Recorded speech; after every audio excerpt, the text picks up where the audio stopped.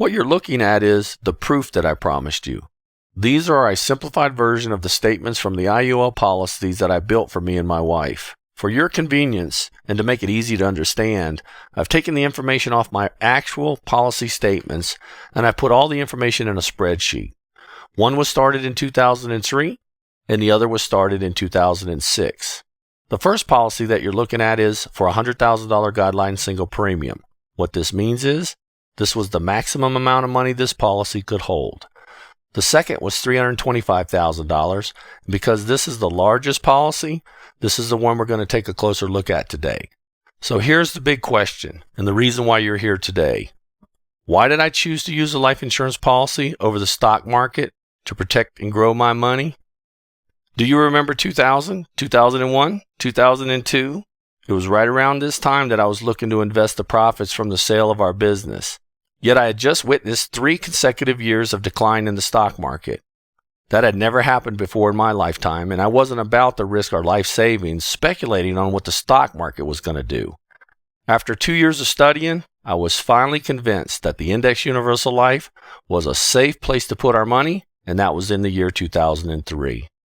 Everyone I knew was complaining about their retirement savings being decimated in the equity market. I still had all of our money from the sale of our business in a bank account because I opted not to expose it to any of the market risks. I'm risk adverse. So I started by sticking my toe in the water and I purchased a small Index Universal Life with a portion of our savings. I needed to prove to myself that the Index Universal Life product was really what I thought it was. When I purchased my second IUL, I was all in. I had verified my analysis with the first policy, and so I put all the rest of our money in the second policy. This has been by far the best financial decision I've ever made. Because of the lock-in and the reset of the IUL, which I'll teach you about a little bit later, I was not exposed to the market risk like most people were in 2008. I had no anxiety about losing any of our money. I slept like a baby. Let's review the truth and facts. How do we do that? We look at how the money performed historically. Remember how I proved in my book, math and money doesn't always work the same?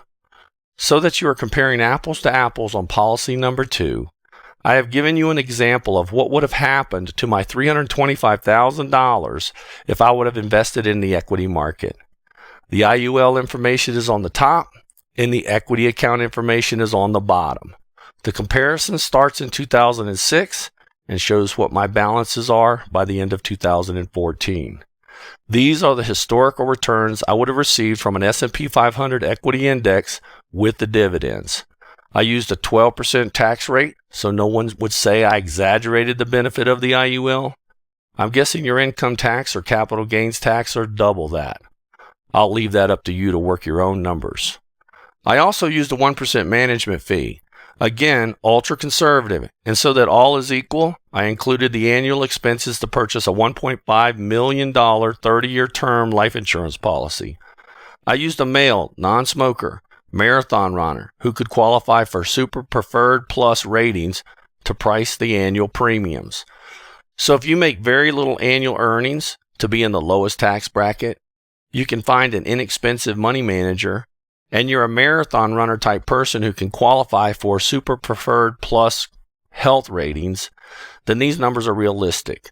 If not, the equity account would perform much differently. This is done so that no one could say that I exaggerated the benefits of the Index Universal Life product. Plus, I wouldn't want my family not to be protected if I had all my money in an equity account.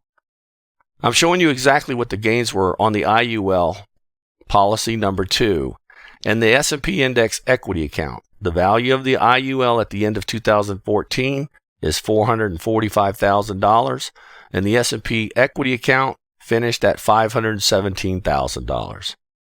I would have made 6.4% in the equity account, and I actually made 4.3% in the IUL. I know what you're thinking. You're thinking, I wouldn't do that because I'd lose 2%. Keep in mind, the last 10 years, except for 2008, the market performed exceptionally well, and it only outperformed my IUL by 2%.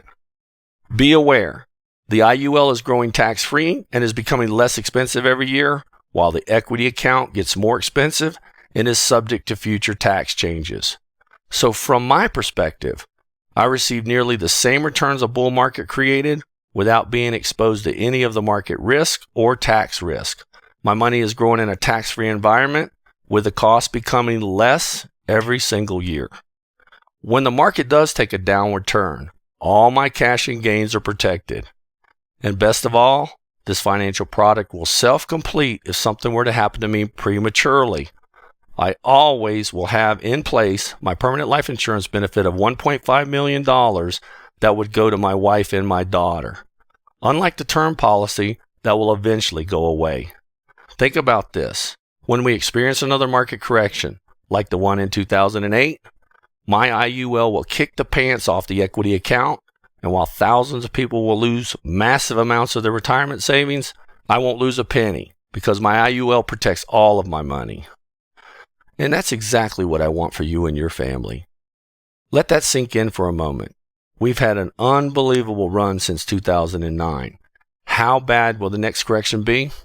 This is something I believe you really need to ponder. Is the risk really worth chasing those extra few percentage points? If you're starting to think, no way, it's not worth the risk, I want to invite you to continue to watch as I uncover more benefits of the IUL that most people and even some advisors don't even understand.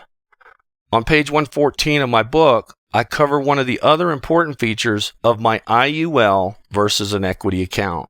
That is, my cost in the IUL is going down the longer I own it versus the increasing cost of the equity account. Take a look at the cost here. I want you to notice what it cost me in year one and what it cost me in the last year. As my policy ages, it costs me less to own. As the equity portfolio ages, the more expensive it becomes. In 2006, the total cost of the equity account was $5,000. By 2014, the total annual cost grew to $16,000. No one ever points that out. Notice how much it's increased since the beginning, and it's only going to get worse as the account grows. Even if the market gets clobbered, these fees never go away and are always present. So let's look at the cost of the IUL. It started out more expensive at $9,000, and by 2014, it went all the way down to $3,000. And this cost will continue to decrease in the IUL as the cash value increases.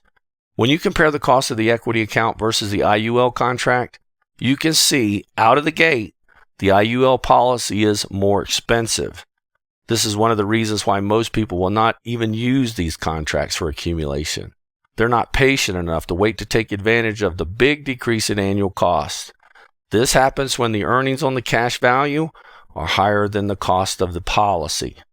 Notice when this happens. It happens in year 4. So let me ask you a question. Where can you put your money and make all these things happen? I haven't seen anything other than an IUL. And that's why I call this my family financial miracle.